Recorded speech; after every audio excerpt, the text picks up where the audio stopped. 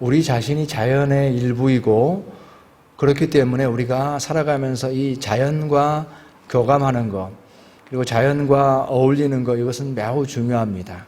자연을 멀리하고 자연으로부터 동떨어진다라고 하는 것을 우리가 매우 경계해야 될 것입니다. 왜냐하면 자연 속에서 하나님께서 우리에게 주시는 그 뜻을 발견할 수가 있게 되기 때문에 그렇습니다. 신기하게도 봄이 되면은 그 봄 가운데에서 정말 우리도 동일하게 어떤 그 삶의 생명력을 느끼게 되잖아요. 참 신기하거든요. 가을이 되면은 이 가을의 이 분위기 속에서 우리의 인생의 그 존재의 문제, 그리고 인생의 그 소멸에 관한 그런 부분들, 고독에 대한 것, 이런 부분들을 또 이 자연의 흐름과 함께 우리가 이런 부분들을 느낄 수가 있게 되는데, 저는 그리스도인으로서 우리 자신이 이 가을이 되었을 때에 우리의 삶의 열매에 대해서, 그것이 하나님께서 우리에게 요구하시는 바이고, 우리에게 인생을 주신 것이 목적이 있고 하나님의 뜻이 있다라고 말할 때에 우리가 반드시 기억해야 될 것은 참으로 그 인생의 열매, 우리가 이 가을이 되었을 때에 참으로 우리가 맺어야 될 삶의 열매에 대해서 이 가을이라는 계절에 생각해 봤으면 좋겠다라고 하는 생각을 해보게 됩니다. 오늘 바울 사도가 본문의 말씀 속에서 자랑의 면류관이다라고 하는 이런 표현을 썼는데, 이 면류관이라고 하는 것은 그 당시의 상황 속에서 보게 될 때에 그 운동선수들이 이제 그 경주에서 승리해서 얻게 되는 그 영광스러운 면류관을, 월계관을 얘기하는 것입니다. 그 운동선수들이 그 자리에 이르기까지 얼마나 많은 수고를 했고, 얼마나 많은 땀을 흘렸고, 얼마나 많은 노력을 했는지 모르겠습니다.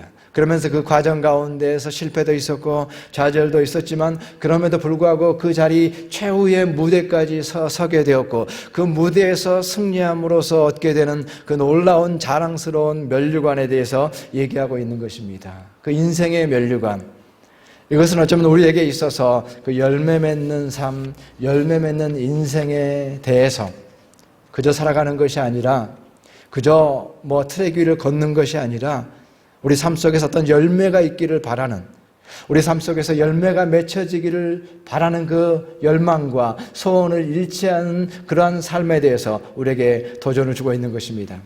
많이 알려진 그 시 가운데서 릴케의 가을에라고 하는 시가 있지요. 주여 때가 되었습니다.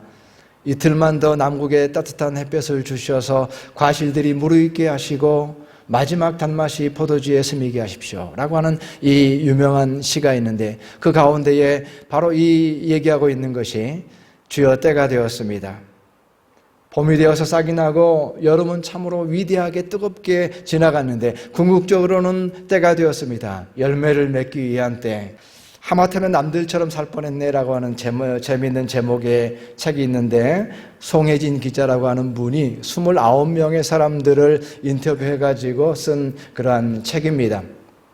그런데 여기에 보면은 다양한 국적의 사람들, 미국, 한국, 일본의 사람들이 나오고, 또 다양한 직업의 사람들이 나와요.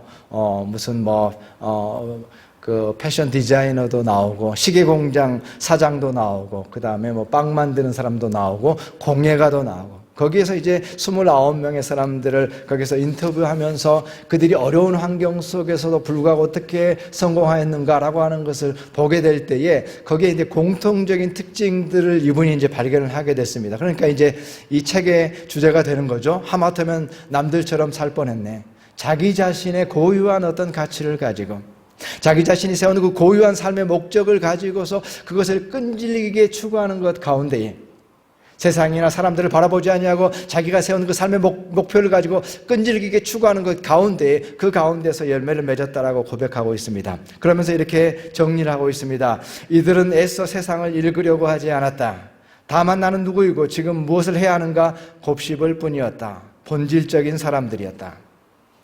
세상을 읽으려고 하는데 노력하기보다는 정말 내가 맺어야 될 열매가 무엇인가에 대해서 자기만의 기준을 가지고, 자기가 처한 곳에서 다른 데 눈을 돌리거나 하지 않습니다. 자기가 처한 곳에서 자기가 가진 재능을 가지고 어떻게 하면 최선의 열매를 맺을 것인가, 자기 기준을 가지고 그렇게 꾸준하게 살아갔을 때에 그곳에서 영광도 있었고, 그곳에서 열매도 있었고, 그곳에서 보람도 있었다라고 하는 것을 이 책에서 보여주고 있는 것입니다.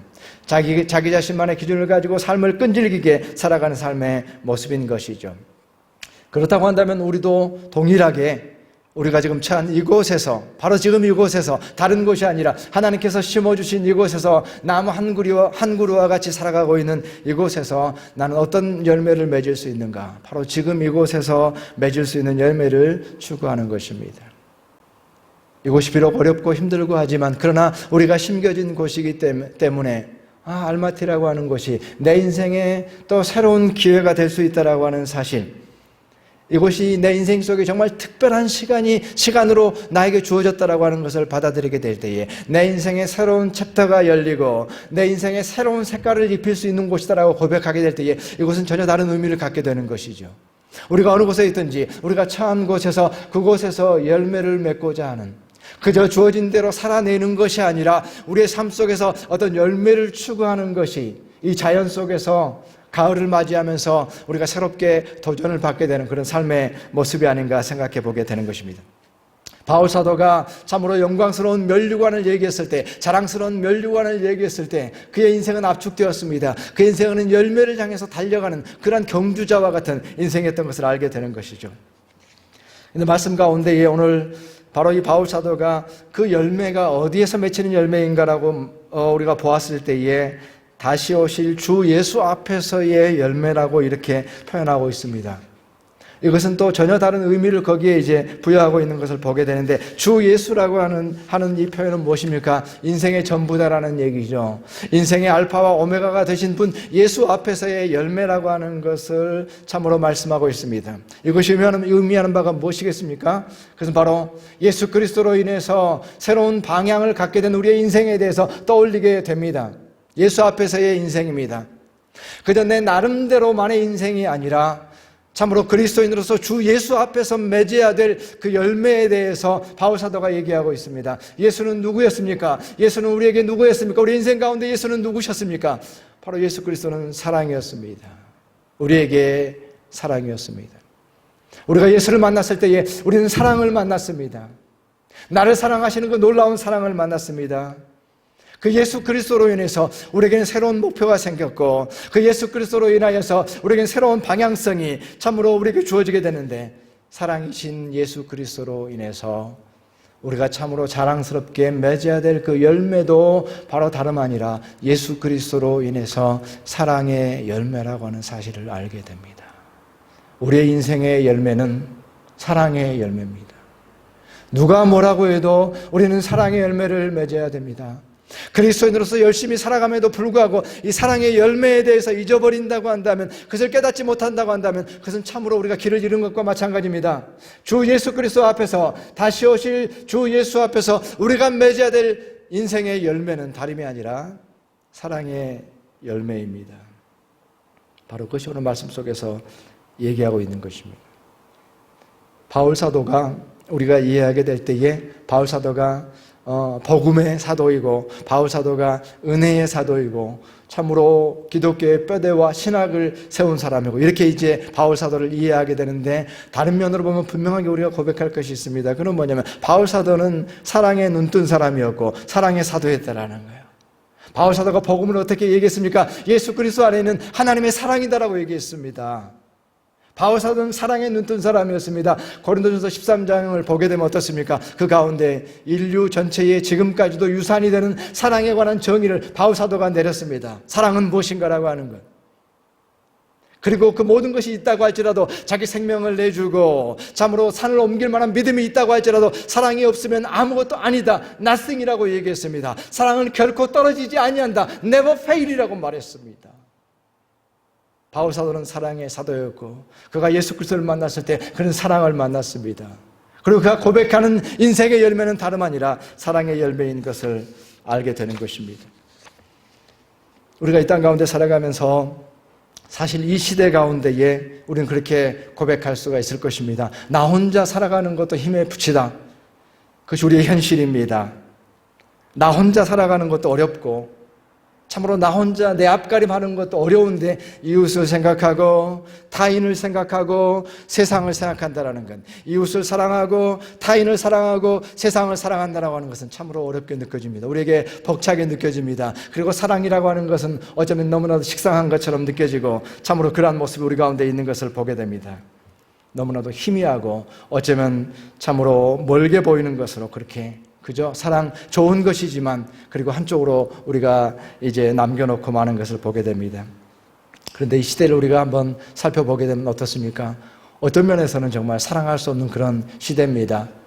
투기의 시대다 이렇게 얘기하는데 투기라고 하는 것이 가지는 의미는 뭐냐면 다른 사람이 걸려 넘어져야 내가 잘 되는 게 투기입니다.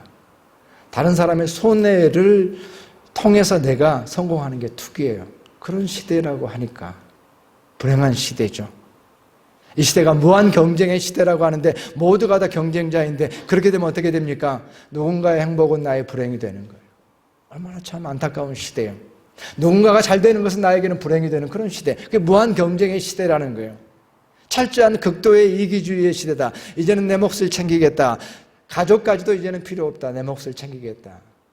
그것이 바로 참으로 이 시대가 살아가는 삶의 모습 속에서 이 한가운데에서 나 혼자 살아가는 것도 참으로 힘듦에도 불구하고 그 가운데서 참으로 사랑을 행한다라고 하는 것은 우리에게 어렵게 느껴지고 어떻게 보면은 비현실적인 얘기로 그렇게 들리기도 하는 것입니다.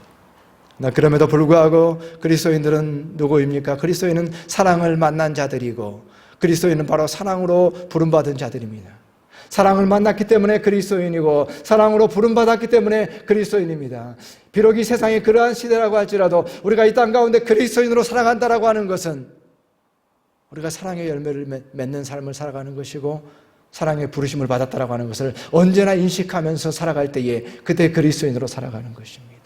나만을 위해서 그리스도인은 존재할 수 없습니다. 나만을 위해서 참으로 그리스도인은 이 땅 가운데 살아갈 수 없습니다. 그것은 주님의 부르심이 아닌 것입니다.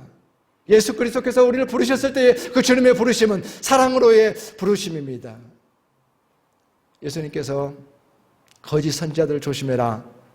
그들이 현란한 화술과 그럴듯한 논리를 가지고 있지만 그들은 양의 탈을 쓰고 있는 이리에 불과하니까 거짓 선지자들을 조심해라 라고 말씀할 때에 어떻게 하면 그들을 분별할 수 있습니까? 라고 말할 때에 예수님께서 바로 이어서 하신 말씀이 무엇입니까? 그들의 열매로 그들을 알지니라 라고 얘기했습니다. 그들의 열매를 보면 그들을 알게 된다. 그들이 무엇을 말하는가를 보지 말고 그들의 외모를 보지 말고 그들의 논리를 보지 말고 그들의 삶의 열매가 무엇인가를 보아라. 그들을 알 수 있을 것이다 라고 말했습니다. 그것이 거짓 선지자들을 구별하는 기준이었습니다. 그렇다고 한다면 이 동일한 기준이 우리 그리스도인들에게도 참으로 적용될 수밖에 없는 것 아니겠습니까? 그리스도인이 누구인가라고 말할 때에 누가 그리스도인인가? 바로 그 열매로 그리스도인을 알 수 있다는 것이죠. 그 열매라고 하는 것은 예수 그리스도께서 분명하게 말씀하신 것처럼 사랑의 열매입니다. 우린 사랑을 피할 수가 없고 사랑으로 부름받았다라고 하는 사실을 피할 수가 없고 우리가 우리를 증명하기 위해서는 사랑의 열매를 맺어야 되는 것입니다. 그것이 그리스도인의 부르심입니다. 우리가 사랑을 잃어버렸다고 한다면 어디에서 우리가 그리스도인인 것을 확인할 수가 있겠습니까? 세례 증서가 그것을 말해주지 않습니다. 우리 삶의 열매로 사랑의 열매로 우리가 그리스도인인 것을 드러나게 되는 것입니다. 그런데 문제는 우리가 사랑으로부터 너무 멀리 떨어져 있고 사랑을 행하기에는 너무나도 지쳐있고 너무나도 연약하다는 사실에 우리 연약함이 있는 것입니다.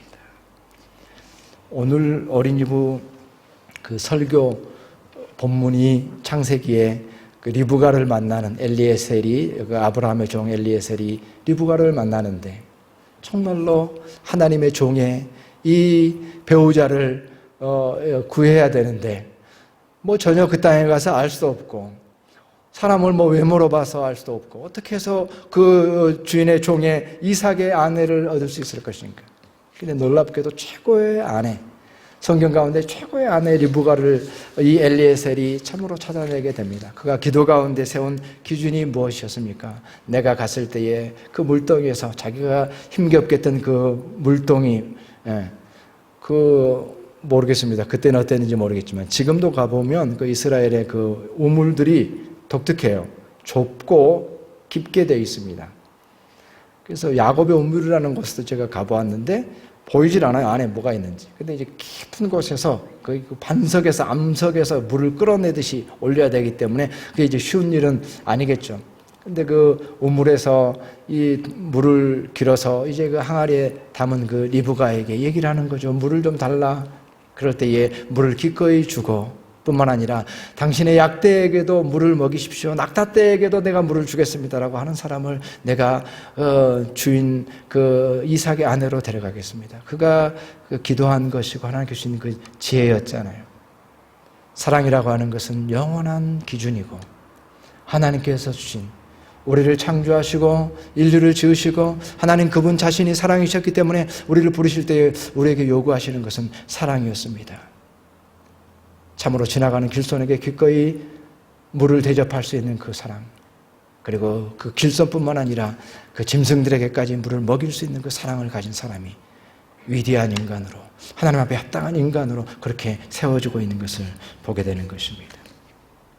오늘 말씀 속에서 바울 사도가 참으로 그 사랑에 대해서 얘기하면서 바로 데살로니가 교인들을 향해서도 너희가 나의 사랑이다라고 얘기를 하는데, 오늘 한 구절의 말씀을 찾아서 읽었으면 좋겠습니다. 데살로니가전서 2장 8절의 말씀. 우리가 이같이 너희를 사모하여 하나님의 복음뿐 아니라 우리의 목숨까지도 너희에게 주기를 기뻐함은 너희가 우리의 사랑하는 자 됨이라. 아멘. 이렇게 얘기하고 있습니다. 그 사랑이라고 하는 것은, 우리가 생각하는 사랑이라고 하는 것은 보통 세상에서 말하고 있는 그 세상 사랑과는 다르다라고 하는 것을 분명하게 얘기하고 있습니다. 바울 사도가 얘기합니다. 우리의 목숨까지도 주겠다. 이것이 바로 그 데살로니가 교인들을 향한 바울 사도의 사랑이었고, 바로 그리스도인의 사랑이라고 하는 것은 그 누구의 사랑이 아니라, 우리 나름의 사랑이 아니라 우리가 가진 사랑이라고 하는 것은 바로 예수 그리스도 자신의 사랑인 것을 알게 됩니다. 우리의 사랑은 우리의 목숨까지라도 줄 수 있는 예수 그리스도의 사랑입니다. 이것은 또한 우리에게 더 큰 도전이 될 수밖에 없습니다. 나의 사랑에서 예수가 드러나야 되기 때문에 그렇습니다. 그 사랑은 어떤 사랑인가? 나의 죽음이라고 하는 사랑의 정의를 가진 사랑입니다. 내가 죽어야만 사랑할 수 있는 그러한 사랑입니다. 사랑할 수 없는 자들까지도 사랑해야 되는 사랑이고, 나라고 하는 경계를 뛰어넘어가는 사랑이어야 됩니다. 예수님께서 말씀하신 것처럼 되갚을 수 없는 자들에게 사랑을 베풀어라. 그 사랑은 돌아오지 않을 것이다. 너에게 다시 돌아오지 않을 것이다. 그러나 되갚을 수 없는 자들에게 베푸는 사랑이 참된 사랑이다라고 말씀하시면서 우리에게 그 사랑을 요구하고 계십니다. 나의 사랑으로부터 예수 그리스도가 드러나야 됩니다. 내 목숨까지도 주겠다라고 말했던 바울 사도와 같이 말합니다. 그런데 우리의 사랑은 너무나도 멀리 와 있습니다. 그런 사랑이 우리에게는 없습니다. 감당할 수 없습니다. 그렇기 때문에 저는 우리 모두가 기도로부터 시작해야 된다고 생각합니다. 우리의 사랑을 위해서 기도해야 된다고 생각합니다. 기도해야만 가능하다고 생각합니다. 우리가 사랑을 위해서, 나의 사랑을 통해서 예수 그리스도가 드러날 수 있도록, 나로부터 흘러가는 사랑이 예수 그리스도의 사랑이 되기 위해서 참으로 우리가 기도하는 것부터 시작해야 된다고 생각합니다. 그 사랑이 우리 가운데 드러나게 될 때에 그 예수의 사랑은 반드시 한 영혼에게 충격을 주게 되어 있습니다. 예수 그리스도의 사랑은 반드시 한 영혼을 정조준하게 되어 있습니다. 예수 그리스도의 사랑을 통해서 맺어지는 열매는 그렇기 때문에 오늘 바울 사도가 분명하게 얘기하고 있는 것처럼 영혼의 열매가 되는 것입니다. 예수 그리스도의 사랑을 참으로 경험한 자는 그 영혼이 흔들리게 되어지고 영혼의 충격을 받게 되어지고, 예수 그리스도의 사랑은 영혼을 정조준하게 되어 있습니다. 그렇기 때문에 예수 그리스도의 사랑을 통해서 맺어지는 궁극적인 열매는 바울 사도가 분명하게 얘기하고 있는 것처럼, 하나님 앞에서의 자랑은 너희니라라고 말씀하고 있는 것처럼 바로 영혼의 열매가 맺혀지게 되는 것입니다. 영혼에 대한 기쁨을, 영혼에 대한 가치를 다시 우리가 회복하는 것이 얼마나 소중한가 생각해 봅니다. 우리 사랑을 위해서 기도해야 되고, 우리가 우리의 영혼을 품고 기도할 수 있도록, 영혼을 품는 기도가 회복될 수 있도록 우리 자신을 위해서 기도해야 되는 것입니다. 우리의 열매는 예수 사랑의 열매이고, 예수 사랑은 영혼의 열매를 맺게 되기 때문에